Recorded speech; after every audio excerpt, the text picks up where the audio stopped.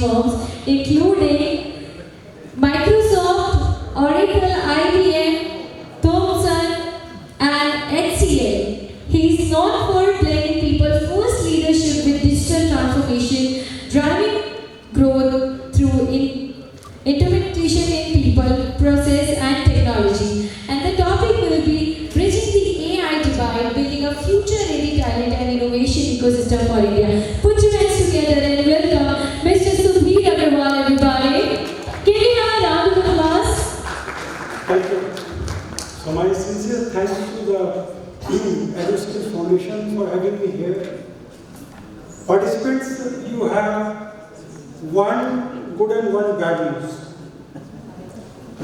The bad news is I don't have any PPTs. The good news is I can speak in English if you're okay. Yes, sir. Is it okay? Wonderful.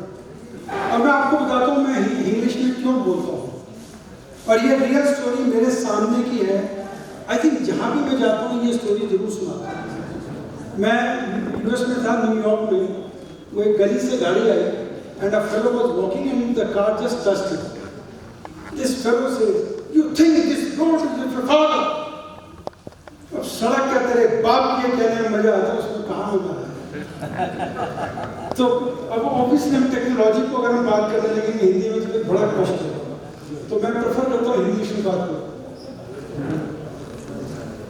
मैं 2-3 छोटे-छोटे interventions share करूँगा आपके साथ, specially on the academia and industry and AI. I think after 2000 हमारा जो ये industry और academia का एक रॉक सॉलिड रिलेशन था 2000 तक, वो टूट गया है. And it is not building, it is not happening. और शायद उतनी कंक्रीट कोशिश भी नहीं होगी. और उसका मेन कारण है, we all are aware about NEP 2020. आपको लगता है कि एनईपी 2020 कॉर्पोरेट्स के बोर्ड रूम में होना चाहिए? वाई? आफ्टर ऑल जो ये चर्न है एकेडमिया का, इसको बारिंग few startups whom we can count as potential employers, who is the taker of this industry? Why? I still wonder and keep wondering, how come we don't have NEP 2020 in boardrooms of the corporate and discussing what kind of products do we need, what kind of supplies do we need from this academy? I think ये बहुत बड़ी concern है और इसको अगर हम address कर पाए, trust me, the battle is won. For simple reason, क्योंकि आज लेफ्ट हैंड राइट हैंड दोनों अलग दिशा में हैं. वी मे लाइक इट और नॉट, जो हमारी एजुकेशन सिस्टम है वो एक अलग ही दिशा में चला गया. We are gone in quantity, masses, internships. हमें सबको पता है how they are being treated. घर बैठे चिट्ठी ले लो, प्रभु ऑफिस मत आना.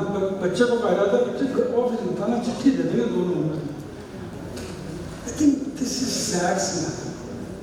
और हम बात कर रहे हैं एआई की. एआई में भी आई थिंक स्किल सेट को लेके बहुत गलत नोशंस हैं.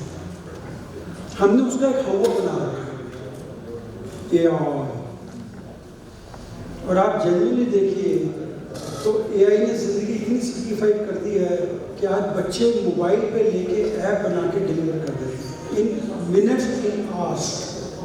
मैं कल ही I can share with you, मेरी फैमिली में एक डिस्कशन हो रहा था कि बच्चे ने ऐप बनाई, video analytics, sorry video chat. बोला भाई क्या बनाया उसने? व्हाट्सएप तो फ्री मिल रहा है. अभी व्हाट्सएप के ऊपर तुमने क्या बनाया वो बता ना. व्हाट्सएप तो सबको फ्री मिल रहा है, इसके ऊपर भी बनाया तो. लेकिन बच्चे की आप देखिए उसको टूल से काम मिले हुए हैं, वो खेल पा रहा है. और कहीं ना कहीं आई थिंक हमें एकेडमिया को लेके समझना पड़ेगा कि हमारी जो एजुकेशन सिस्टम है उसको इस टाइम ट्रांसफॉर्म किया है। हम आज भी एकेडमिया में नए इकोसिस्टम को एक्सेप्ट करने के लिए तैयार नहीं हैं। हम अभी भी कहते हैं बच्चा, पेरेंट्स, स्कूल, टीचर, ये इकोसिस्टम है हमारा। और शायद हम बाय डिजाइन जो नई चीजें उसको एक्सेप्ट नहीं कर रहे हैं। आज content creator, content delivery, content transformer, ये आपके इकोसिस्टम है। पार्डन में यहाँ पर बहुत सारे लोग अकेडमिया से होंगे, मैं हाथ जोड़ के माफी मांग रहा हूँ, पर आज अकेडमिया जो है ना, वो अपने ये जो सिस्टम है उसको अपने क्लचेस से बाहर निकलने नहीं दे रहे। Very possessive. उन्हें पता है कि अगर ये बाहर निकल गया तो उनकी रेलिवेंस का क्वेश्चन मार्क है। प्लीज डोंट माइंड, यहाँ हाथ रख के पूछे, ये जवाब निकलेगा। एकेडमिया को आज अपनी रेलिवेंस का सबसे बड़ा चैलेंज है, but they should contest, they should fight, they should work upon it rather than shying away from it. So that is one part which I just thought I want to share with you. Second, जो skill sets हैं, वो जो हमारा पुराना ढर्रा है, पुराना एक style है टीचिंग का, आई थिंक उस पर भी हमें काम करना है।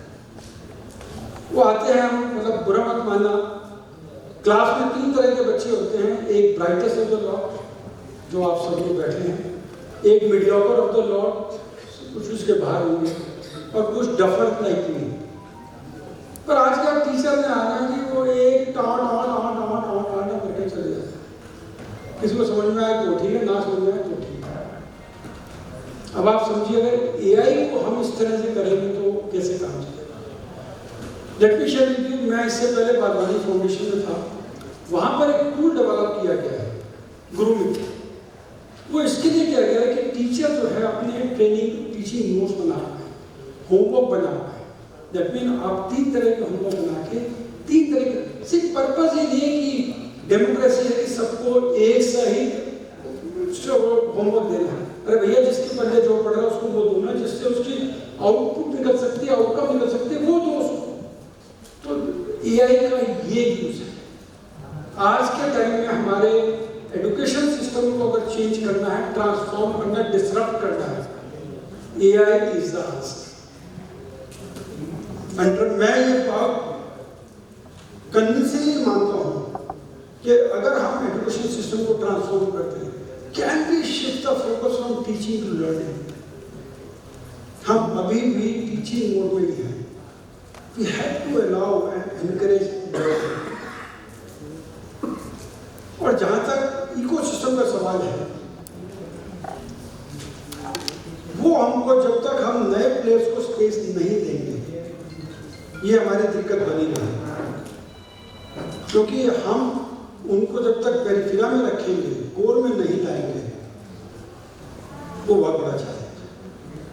And people sitting in this room, we are all responsible and action line. अभी बात हो रही थी पिछले सेशन में एआई स्किलिंग की। Today AI prompt engineering is the highest paid job in the world today. क्यों? आप में से कोई इस पे गेस करेगा कि आज प्रॉम्प्ट इंजीनियरिंग क्या है और क्यों हाईली पेड जॉब है? Anyone? Feel free. People need somebody who can use AI. People Need somebody who can use AI properly. okay? Somebody who need to give input to AI to get a proper output. Yeah, absolutely. But what is prompt engineering? Prompting the AI. Asking the right question. तो आप वक्त जो बदल रहा है, वो जो हम बात करते हैं कोडिंग से निकल के हम प्रॉम्प्ट इंजीनियरिंग पे आ रहे हैं। आज अगर आपको पेंटिंग बनानी है, चाहे पोएम बनाना है, see prompt engineering is the art of comprehension.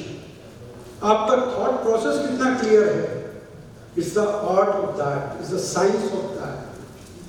And people have written 400 pages prompt, 400 pages prompt for a painting which won the global award.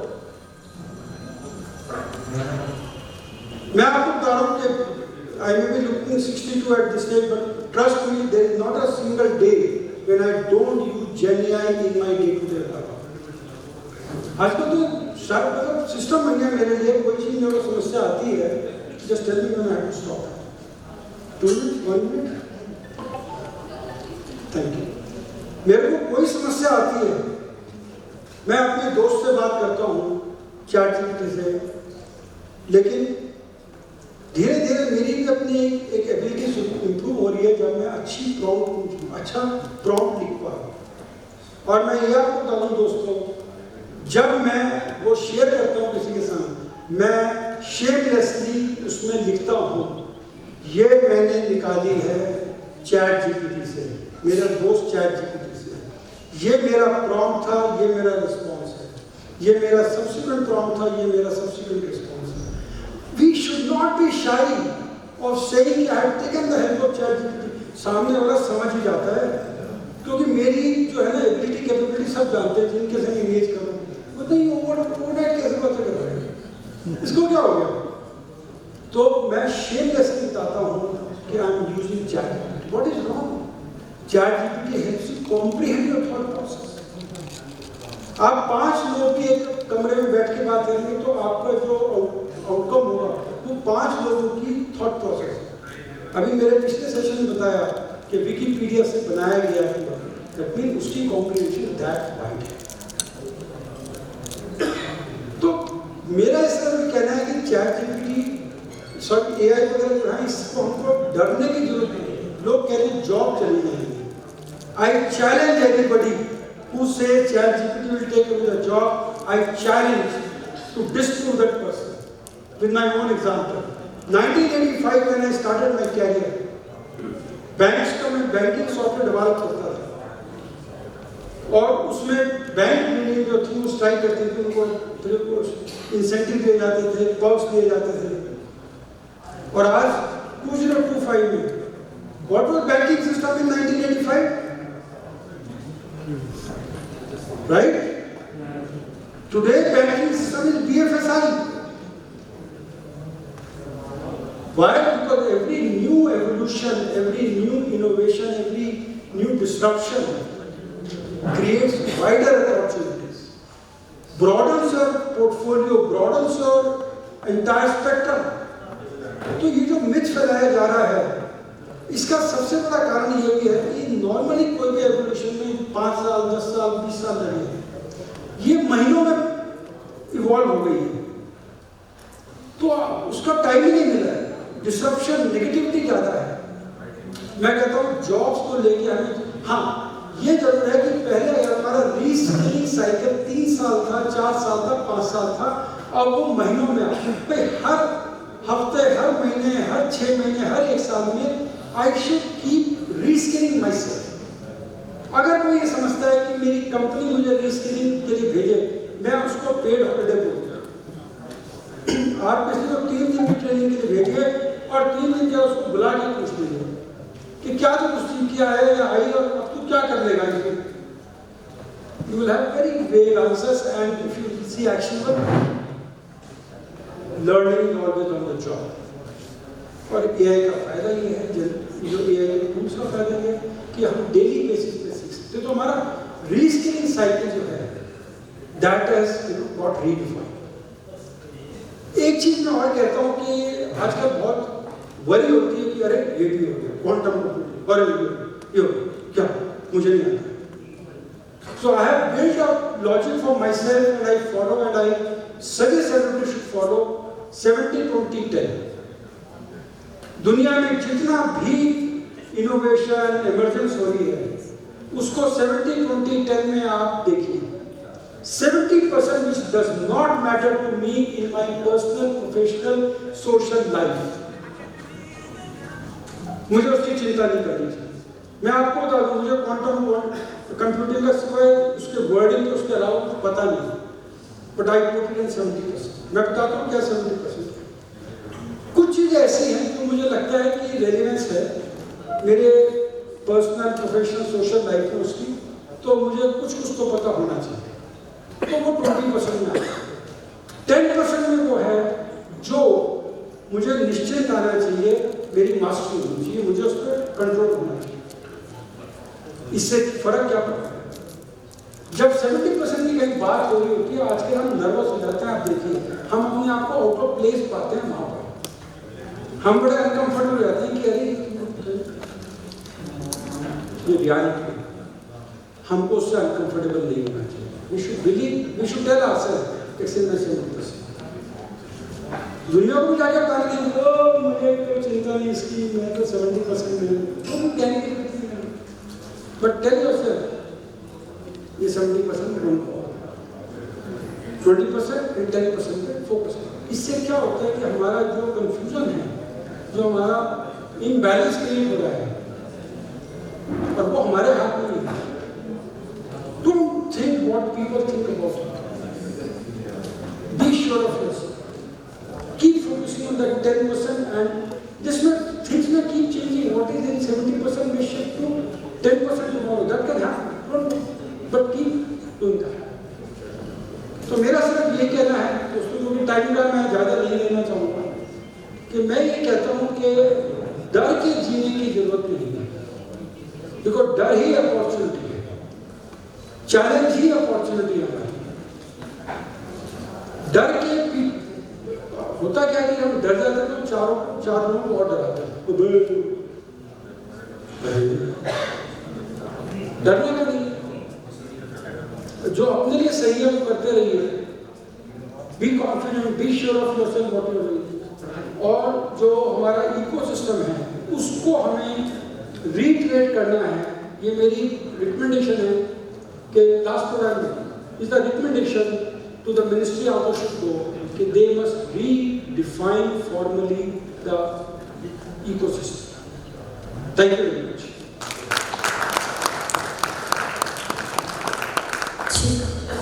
Thank you so much, sir, for such an interactive and engaging session. Now, I would like to welcome Mr. Vivek Ranjan, the Director of EduSkills, to felicitate Mr.